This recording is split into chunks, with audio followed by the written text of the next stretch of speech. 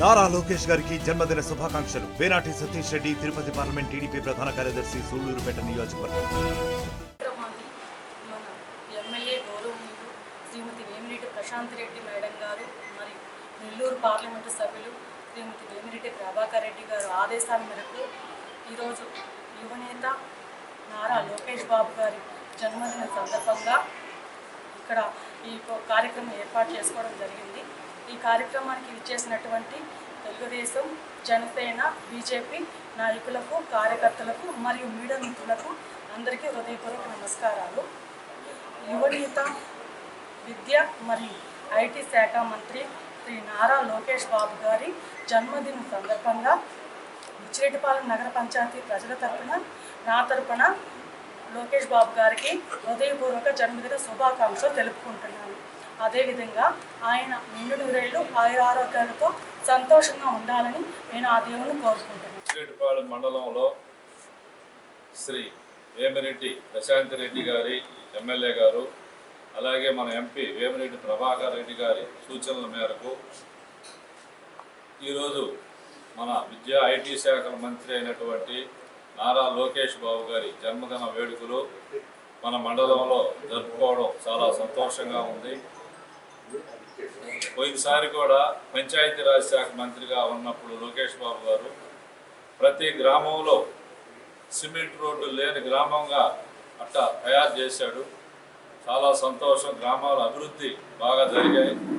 ఈసారి ఐటీ శాఖ మంత్రిగా ఉన్నప్పుడు అనేక దేశాలు తిరిగి పారిశ్రామికవేత్తలను తీసుకొచ్చి మన రాష్ట్రంలో పెట్టుబడులు పెట్టేదానికి కష్టపడుతున్నటువంటి నారా లోకేష్ బాబు గారికి ఈరోజు మన బుచ్చిరెడ్డిపాలెం మండలం తరఫున చైర్పర్సన్ కానీ, కౌన్సిలర్స్ కానీ, మండల పార్టీ నాయకులు కానీ, తెలుగుదేశం పార్టీ నాయకులు, అన్ని గ్రామాల నుంచి వచ్చినటువంటి నాయకులు అందరూ కూడా ఈ కార్యక్రమంలో పాల్పంచుకున్నందుకు ధన్యవాదాలు తెలుపుతూ, శ్రీ మల్లికార్జున స్వామి కామాక్షి అమ్మవారి ఆశీర్వాదం శ్రీ నారా లోకేష్ బాబు ఉండాలని, అలాగే ఆయన నిండు నూరేళ్ళు ఆయురారోగ్యాలు అష్టైశ్వర్యాలతో ఉండాలని, మంచి పదవుల్లో ఉండాలని మన బుచ్చిరెడ్డిపాలెం మండలం తరఫున, మన అందరం తరఫున ఆయనకి ఆశీర్వాదం తెలుపుతూ ధన్యవాదాలు తెలుపుతాం.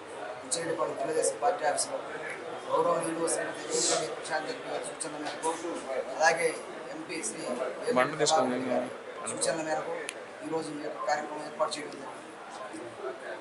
లోకేష్ బాబు గారు 2019లో పార్టీ ఓటమి చెందినప్పుడు ఆ రోజు ఉన్నటువంటి ప్రభుత్వాలు ప్రజల మీద కానీ, తెలుగుదేశం పార్టీ నాయకుల మీద దాడులు చేసే సందర్భంలో అనేక దగ్గరలకు ఆయన పర్యటించి ఆ రోజు ఒక నిర్ణయం చేశారు. నేను పాదయాత్ర చేస్తూ ప్రతి ఒక్క కుటుంబాలని పరామర్శించి అదేవిధంగా పార్టీని బలోపేతం చేసే విధంగా ప్రయాణం చేస్తామని చెప్పాడు. ఆ రోజు చాలా మంది చాలా సందర్భాల్లో మాట్లాడారు ఆయన నడవలేడు అని. కానీ యువగళం ఒక ప్రోగ్రామ్ ఇస్తే ఎండైనా వానైనా ఏదైనా కానీ టైం టేబుల్, ఈ టైం నుంచి ఈ టైం దాకా నడవాలంటే ఖచ్చితంగా నడవాల్సిందే. ఆ టైం దాకా మేమందరం కూడా, ఎందుకంటే బుచ్చి మండలంలో కూడా మన దారుల దగ్గర నుంచి మళ్ళీ ఇటు పట్టాల మీద దాకా ఇంత పర్యటన చేసిన వాళ్ళందరూ ఉండే వాళ్ళందరం కూడా ఒక కార్యదీక్ష, ఎందుకంటే ఒక పని అనుకుంటే ఆ పని మీద అంత గట్టిగా ఉండేవాళ్ళు.